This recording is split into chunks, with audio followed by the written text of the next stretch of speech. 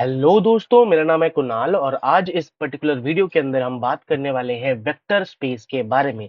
ये जो है हमारा 10th लेक्चर होने वाला है लीनियर अलजेब्रा चैप्टर के अंदर। इससे पहले हमने ऑलरेडी 9 चैप्टर जो बेसिकली लेक्चर्स हैं उसको हम कंप्लीट कर चुके हैं। तो उम्मीद करता हूँ आपने वो पहले कवर कर लिया है और आज जो है आप वेक्टर स्पेस वाले टॉपिक से कंटिन्यू कर रहे हो। तो शुरू करने से पहले make sure to subscribe to the channel, also join the Telegram channel जिसका जो लिंक है वो आपको इसी वीडियो के नीचे मिल जाएगा, जिससे आपको नोट्स अपडेट्स वगैरह जो है वो मिलती रहे। तो चलिए स्टार्ट करते हैं आज का हमारा यहाँ पे lecture basically on vector space. अब दोस्तों वेक्टर स्पेस अगर मैं बहुत सरलता से आपको समझाने की कोशिश करता हूँ तो वेक्टर स्पेस पता क्या होता है? ये ना बेसिकली सेट ऑफ वेक्टर्स को हम वेक्टर स्पेस बोलते हैं। जब भी हम बहुत सारे वेक्टर्स को एक सेट बेसिकली एक सेट बना दें उन सारे वेक्टर्स का, तो उसको हम यहाँ पे वेक्टर स्पेस बोलते हैं। बट सैटिस्फाइंग, यहाँ पे ये वाला वर्ड जो मैं लिख रहा हूँ ना, ये वाला लाइन वो थोड़ा इंपॉर्टेंट रोल प्ले करता है। सैटिस्फाइंग सम प्रॉपर्टीज, तो ये बहुत ज्यादा इंपॉर्टेंट है भाई। वेक्टर स्पेस क्या होता है? सेट ऑफ वेक्टर्स ही होते हैं, बट कुछ प्रॉपर्टीज जो है वो सेटिस्फाई करनी चाहिए, तभी जाके हम उनको वेक्टर स्पेस बोलेंगे। टू बी प्रिसाइज 10 प्रॉपर्टी जो है वो हमारे सेटिस्फाई करनी चाहिए, तभी जाके हम इसको क्या बोलेंगे? वेक्टर स्पेस बोलेंगे। अब अगर मैं एक एग्जांपल के थ्रू आपको समझाऊं कि वेक्टर स्पेस होता क्या है, मान लेते हैं कि मेरे पास यहाँ पे आर स्क्वायर से हम रिप्रेजेंट करते हैं, इसको 2D स्पेस बोलते हैं। 2 डायमेंशनल वेक्टर स्पेस का जब हम बेसिकली सेट ऑफ वेक्टर्स लेते हैं जो कि 2D हो, इसका मतलब एक्स और वाई होगी, दो टर्म्स ही हमारे पास, दो वेक्टर वाला टर्म हो एक्स और वाई डायमेंशन में, तो x1 x2 हमारे पास, तो बेसिकली हमारे पास 1 1 या फिर बेसिकली इनफाइनाइट पॉसिबिलिटीज हमारे पास हो सकती है ना। तो बेसिकली जहां पे भी हमारे पास दो वेरिएबल्स हो या फिर दो वेक्टर्स हमारे पास हो, उसका सेट का अगर मैं यहाँ पे बेसिकली स्पेसिफिकली यहाँ पे वेक्टर्स का सेट बना लेता हूँ, that is basically R square, ये भी एक वेक्टर स्पेस ही है। ठीक है। सिमिलरली अगर मैं आर क्यूब की बात करूं, तो आर क्यूब जिसे हम लोग 3 डायमेंशनल वेक्टर स्पेस भी बोल सकते हैं। इसमें क्या होता है दोस्तों, हमारे पास जैसे x1 x2 x3 3 डायमेंशन में हमारे पास यहाँ पे वेक्टर्स होंगे, एक्स वाई जी हमें पता ही है। तो उस केस में हम मल्टीपल एन इन्फिनाइट जो है यहाँ पे सेट वेक्टर्स ले सकते हैं टू बेसिकली मेक। वैसे ही अगर मेरे पास R to the power n basically n dimensional space अगर हमारे पास बनाना है टू बी जनरल, ठीक है, टू बी जनरल, तो इन दैट केस क्या हो जाएगा दोस्तों? इन दैट केस हमारे पास कुछ इस तरीके का x1 x2 and till basically xn, n dimensional में xn बेसिकली n डायमेंशन हमारे पास होंगे, एंड पॉसिबिलिटीज जो है x1 x2 जो है वैल्यू अलग अलग होगी, तो अलग अलग हमारे पास सेट ऑफ वेक्टर्स मिलती रहेंगी। अब दोस्तों ये तो मैंने आपको एग्जांपल दे दिया, किसका एग्जांपल दे दिया मैंने? Basically set of vector space का। अगर मैं बात करूं यहाँ पे, मैंने जो प्रॉपर्टीज की बात करी थी, किसकी प्रॉपर्टीज की, वो जो है मैं यहाँ पे एक एक करके यहाँ पे लिख लेता हूँ, जिससे जो है आपको यहाँ पे बहुत ज्यादा हेल्प हो जाए। क्या है वो प्रॉपर्टीज? जो 10 प्रॉपर्टीज है, बस आपको एक दिमाग में रखना है, आपने इन सारी प्रॉपर्टीज को कहीं ना कहीं सुना होगा, इसलिए मैं जस्ट यहाँ पे मेंशन कर दे रहा हूँ वो सारे प्रॉपर्टीज इंस्टेड ऑफ कि पूरा डिटेल में उसको एक्सप्लेन करने से, क्योंकि ये जो है बेसिकली आपने ग्रुप थ्योरी या फिर जब आप basically foundation of computer science जैसे टॉपिक्स को पढ़ते हो, या फिर जैसे ग्रुप थ्योरी वाला टॉपिक पढ़ते हो, डिस्क्रीट मैथमेटिक्स में आपके पास ये जो टॉपिक है वो आता है। फिर भी मैं यहाँ पे सारे मेंशन कर देता हूँ दोस्तों। अगर मान लेते हैं मेरे पास एक्स एक वेक्टर स्पेस है, वाई एक वेक्टर स्पेस है, इनको अगर मैं ऐड करता हूँ तो ये भी जो है एक बिलोंग करेगा वेक्टर स्पेस को। ठीक है। इसको हम लोग क्या बोलते हैं? क्लोजर प्रॉपर्टी बोलते हैं। क्या बोलते हैं? क्लोजर प्रॉपर्टी बोलते हैं। अगर मैं दूसरी बात करूं, अगर दोस्तों मेरे पास x plus y is equal to y plus x हो गया, जैसे हम लोग क्या बोलते हैं? कम्यूटेटिव प्रॉपर्टी बोलते हैं, कम्यूटेटिव प्रॉपर्टी बोलते हैं। तो बेसिकली एक्स एक वेक्टर स्पेस है, वाई एक वेक्टर स्पेस है, तो वो जो है बेसिकली जो आता है उसका आउटपुट वो भी वेक्टर स्पेस होगा, एंड वाई प्लस एक्स जो है वो भी एक वेक्टर स्पेस होगा। दोनों जो है एक दूसरे के बराबर होंगे, तो कम्यूटेटिव होता है हमारा वेक्टर स्पेस जो है, ये भी हमारा सेटिस्फाई करना चाहिए। अगर दोस्तों मैं बात करूं x plus y plus z, but यहाँ पे मैंने यहाँ पे ब्रैकेट लगा लिया, ठीक है, ब्रैकेट, ये कोई क्या होता है? एसोसिएटिव प्रॉपर्टी होता है। सिमिलरली y प्लस जेड, अगर मैं यहाँ पे प्रॉपर्टी लगा दूं, बेसिकली ब्रैकेट लगा दूं, तो दोनों जो है एक दूसरे के बराबर आएंगे। इसको क्या बोलते हैं? एसोसिएटिव प्रॉपर्टी बोलते हैं। इसका मतलब आप एडिशन में जो है कैसे एडिशन कर सकते हो, तो आउटपुट विल बी सेम, वो बिलोंग करेंगे वेक्टर स्पेस को ही। और अगर मैं बात करूं दोस्तों, अगर मेरे पास x एक वेक्टर स्पेस है और ये जो है zero is a null space, अगर मैं ये करूं तो ये बेसिकली x ही आएगा। This is nothing but identity property, identity property. इसका मतलब x जो है जीरो जो है एडिशन में जीरो जो है that is basically identity element. ठीक है, आइडेंटिटी एलिमेंट। फिफ्थ प्रॉपर्टी की अगर मैं दोस्तों यहाँ पे बात करूं, इनवर्स है ना, आइडेंटिटी बात करी, इनवर्स बेसिकली अगर x एक वेक्टर स्पेस है और मैंने x माइनस एक्स से इसको एडिशन किया है, माइनस एक्स क्या है, inverse of vector space x, तो इन दैट केस हमें एक नल चीज मिलेगी, जीरो मिलेगा, that is nothing but additive inverse. क्या बोलते हैं इसको, एडिटिव इनवर्स के नाम से हम इसको जानते हैं। वेरी इंपॉर्टेंट दोस्तों, उम्मीद करता हूं आपको अभी तक जितना मैंने बोला है वो समझ आया होगा। सिमिलरली बाकी के जो 10 हैं वो भी देख लेते हैं। बाकी के जो दो दो बेसिकली जो 10 है दोस्तों, अगर मान लेते हैं मेरे पास एक एक वेक्टर स्पेस है x, उसके साथ मैंने एक स्केलर का मल्टीप्लीकेशन कर दिया, that is nothing but lambda, तो वो भी दोस्तों स्केलर का मल्टीप्लीकेशन करने के बाद भी हमारे पास वेक्टर स्पेस को बिलोंग करेगा। इसको क्या बोलते हैं हम, स्केलर प्रॉपर्टी, स्केलर मल्टीप्लीकेशन आप यहाँ पे बोल सकते हो, स्केलर मल्टीप्लिकेशन हम इसको बोल सकते हैं, जो कि बेसिकली क्लोजर होता है, क्योंकि ये भी हमारे पास वेक्टर स्पेस x जो है वो भी बेसिकली वेक्टर स्पेस बिलोंग करता है, और अगर मैं लैम्डा के साथ मल्टीप्लाई कर दूं तो भी जो है ये बेसिकली बिलोंग कर रहा है। सिमिलरली हमारे पास स्केलर मल्टीप्लिकेशन हम करेंगे, स्केलर मल्टीप्लिकेशन बस एसोसिएटिव यहाँ पे, जैसे अगर मैं लैम्डा म्यू और यहाँ पे एक्स है मान लेते हैं, बेसिकली लैम्डा और म्यू क्या है, दो स्केलर हैं, तो इसको हम ऐसे भी कर सकते हैं, लैम्डा और म्यू को ऐसे कर दिया और एक्स हमारे पास इधर हो गया।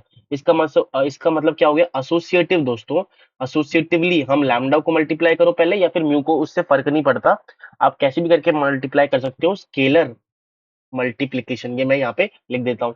अगर मैं दोस्तों फिफ्थ प्रॉपर्टी की बात करूं, that is nothing but scalar identity. अगर वन बेसिकली स्केलर होता है, यहाँ आपको पता होगा, अगर मैं यहाँ पे मल्टीप्लाई करता हूँ एक्स के साथ, that is nothing but x ही हमारे पास इधर आने वाला है। This is the property of scalar identity, scalar identity multiplication. Ninth property क्या है दोस्तों, अगर मेरे पास मान लेते हैं लैम्डा एक बेसिकली क्या है, स्केलर है, और यहाँ पे दो मेरे पास वेक्टर स्पेस है एक्स प्लस वाई, मैंने एडिशन किया है, तो ये क्या है, distributive, distributive over addition, distributive over addition, यहाँ पे देख सकते हो लैम्डा जो है डिस्ट्रीब्यूट हो जाएगा, डिस्ट्रीब्यूटिव, डिस्ट्रीब्यूटिव ओवर एडिशन के ऊपर ये डिस्ट्रीब्यूट हो सकता है।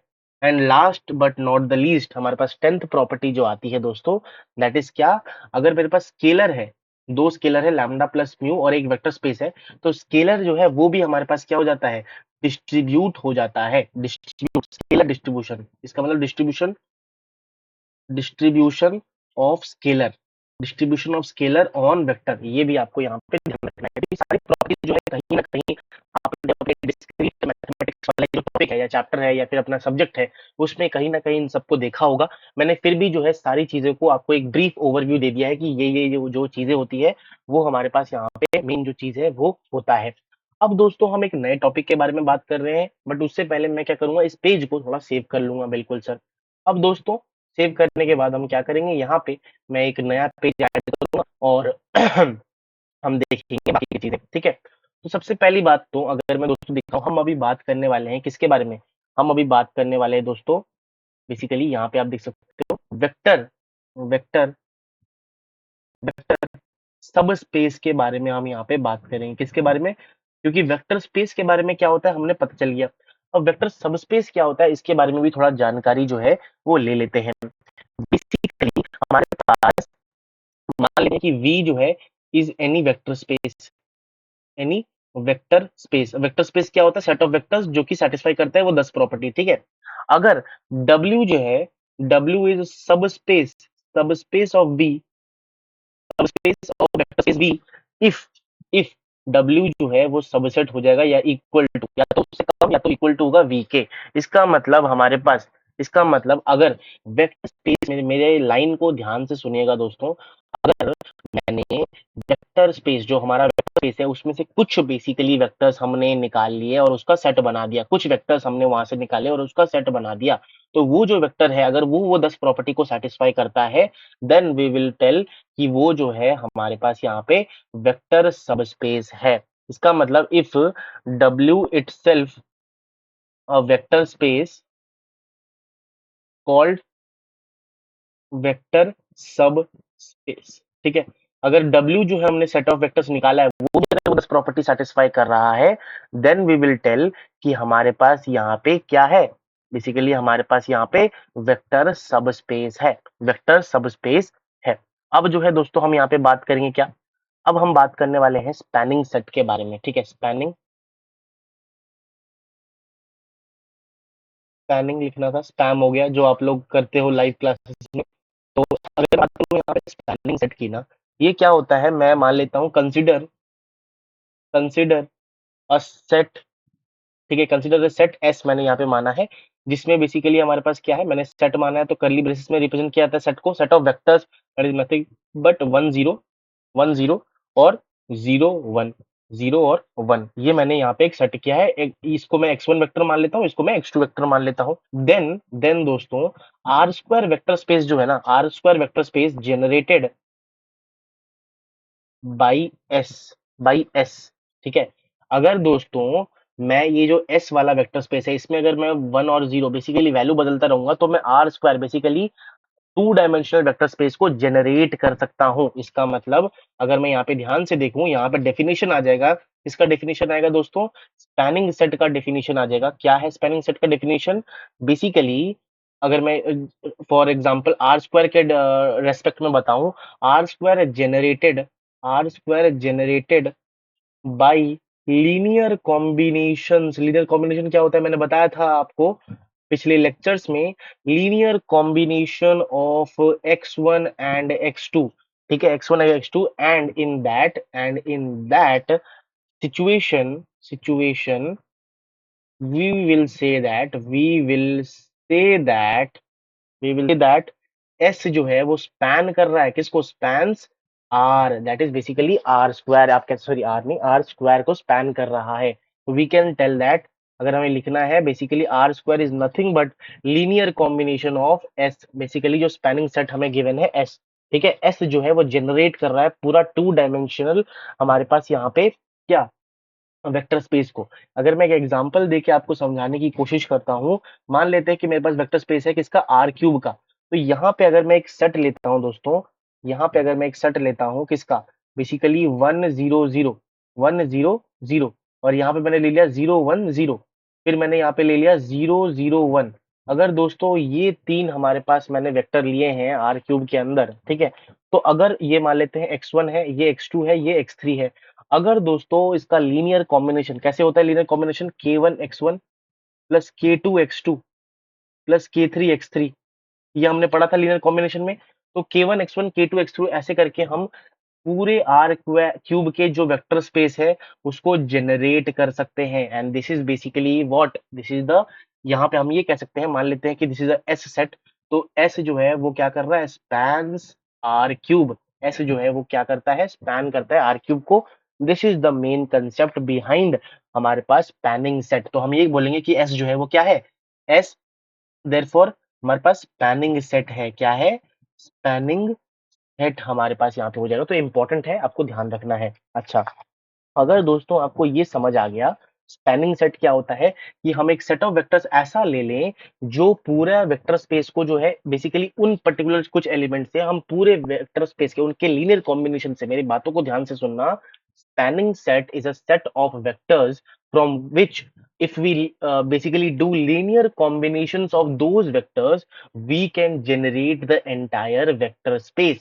मैं आपको ये बताना चाह रहा हूँ, स्पैनिंग सेट एक ऐसे सेट ऑफ वेक्टर्स होते हैं, अगर हम उनका लीनियर कॉम्बिनेशन करें तो हम जो है पर्टिकुलर वेक्टर स्पेस के सारे एलिमेंट्स को जनरेट कर सकते हैं या बेसिकली निकाल सकते हैं।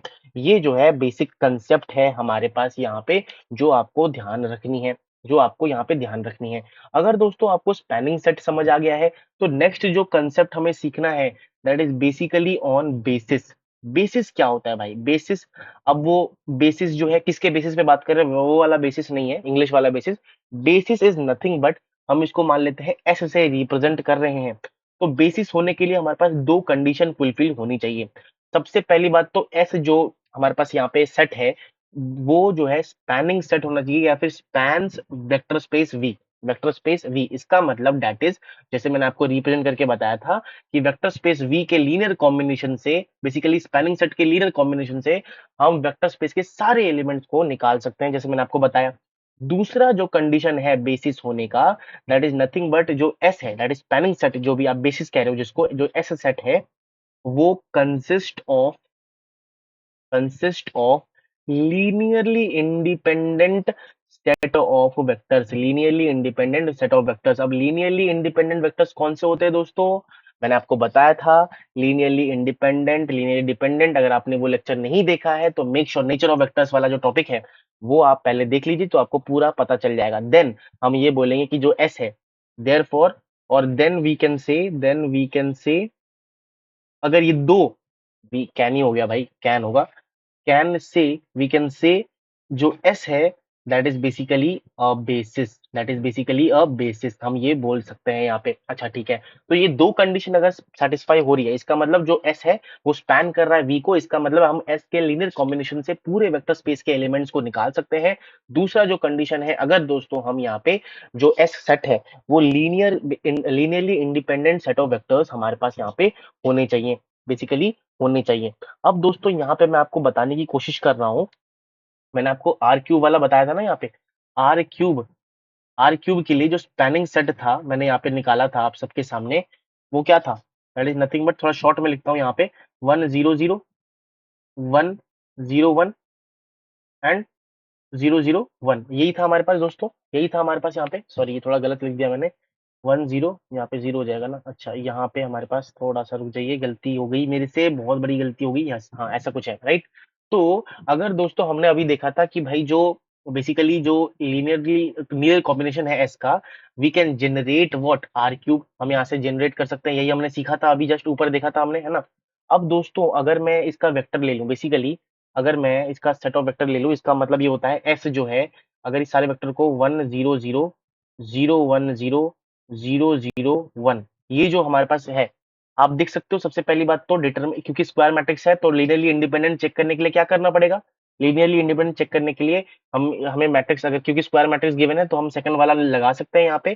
तो क्योंकि ये 0 के बराबर नहीं है, इसका मतलब लीनियरली इंडिपेंडेंट है हमारे पास, ठीक है, लीनियरली इंडिपेंडेंट है। और साथ में हमने अभी देखा था, क्योंकि इसके लीनियर कॉम्बिनेशन से हम सारे आर क्यूब के एलिमेंट्स को यहाँ पे जनरेट कर सकते हैं according to the value of k1 k2 k3, तो इसलिए हम ये कह सकते हैं कि जो एस है स्पैन्स आर क्यूब, तो इस वजह से हम एस को क्या बोलेंगे, एस इज अ बेसिस, हम ये यहाँ पे कंक्लूड कर सकते हैं कि एस इज अ बेसिस, यहाँ पे हम ये बोल सकते हैं, ठीक है। यहाँ पे ये वेरी इंपॉर्टेंट टॉपिक है दोस्तों, यहाँ पे आपको जो ध्यान देने वाली बात है कि एस इज अ बेसिकली हमारे पास यहाँ पे ध्यान देने वाली बात है कि एस जो है वो हमारा यहाँ पे बेसिस है, जो हमारा बेसिस है, यहाँ पे आपको ध्यान देना है। अच्छा, जब भी दोस्तों हम बेसिकली जो लोएस्ट जिसके बेसिकली स्पैनिंग सेट जो हमारे पास निकल के आता है ना, जैसे आर क्यूब हो गया या आर फोर हो गया, उनका जो स्पैनिंग सेट होता है, इसको हम लोग स्टैंडर्ड स्टैंडर्ड बेसिस के नाम से भी जानते हैं। बिकॉज इसका स्टैंडर्ड क्यों बोला गया है, बिकॉज इसी के लिए कॉम्बिनेशन से बना है ना 1 0 0, तो ये बेसिकली इससे लोएस्ट टर्म नहीं जाएगा, राइट। इसी वजह से हम इसको स्टैंडर्ड बेसिस के नाम से या फिर स्टैंडर्ड सेट या स्टैंडर्ड स्पैनिंग सेट के नाम से भी हम इसको संबोधित करते हैं या फिर जानते हैं। तो बस यही चीज था हमारे पास यहाँ पे, जो हमें यहाँ पे देखनी थी, सीखनी थी, राइट।